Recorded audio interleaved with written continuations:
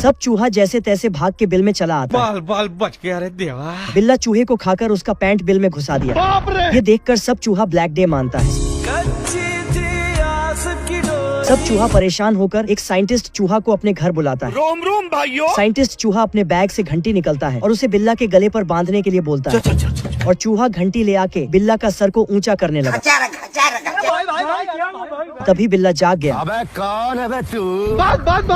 और चूहे को पकड़कर खाने की तैयारी करने लगा। भाई आज ऑमलेट नहीं बनाऊंगा, आज तेल का ऑमलेट बनाऊंगा। तभी बिल्ली को घंटी से कुछ आवाज आती सुनाई देता है।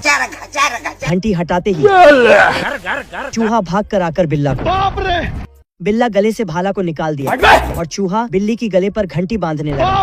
भारी मिस्टेक हो गया सर। चूहा भाग के फिर से गड्ढे में चला गया।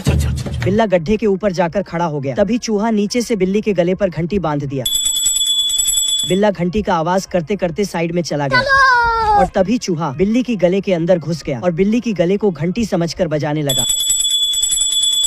तभी चूहा बिल्ला का जीप को बाहर खींच ले आया। चूहा भाग के टायर के ऊपर चढ़ गया और फिर बिल्ला।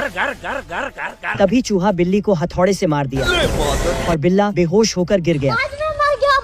तभी चूहा घंटी को बिल्ला की गले पर बांध दिया। सब चूहा मजे से नाश्ता करता है। बहुत मजा आ रहा है यहाँ पे। और घंटी का आवाज आते ही गड्ढा पर चला जाता है। नहीं भाई। बिल्ला घंटी से परेशान आ चुका था। उधर चूहा साइंटिस्ट चूहा को थैंक्स बोलता है। थैंक्स। ये मधुमक्खी फूलों से रस चूस रही थी। तभी इसका मूड खराब हो जाती है क्योंकि एक बतख बहुत ही बेसुरा गा रही थी। हाय हाय होए होए। लेकिन डक के घर में इसे बहुत सारे फूल दिखते हैं। तो मक्खी भागकर फूलों में घुसने की कोशिश करता है। लेकिन वहाँ तो दीवार था। तो डक भी सोचता है कौन पागल दीवार पर माथा पटक रहा है। पर मक्खी अभी भी फूल पर बैठने की कोशिश कर रहा था। तभी डक एक फूल को काटती है और मक्खी को परेशान करने के लिए आजा। मक्खी भी फूल को असली समझकर पास जाता है। लेकिन डक ने जाल बिछा रखा था और वो लस्सा में फंस जाता है। ऐसा मत करो मेरी जान। मक्खी गोंद से बाहर निकलने की कोशिश करता है। तभी डक कैंची से गोंद को काट देता है और मक्खी का सर जोर से छत पर लगता है।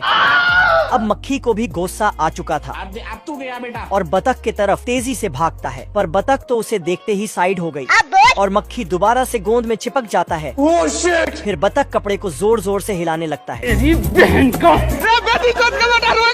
तभी मक्खी आजाद हो जाती है और इससे झटका लगता है और डक भी छत पर चिपक जाता है। मेरे साथ अन्याय हुआ है। मक्खी उसे डंक मारने की कोशिश करती है लेकिन बतख बच रहा था।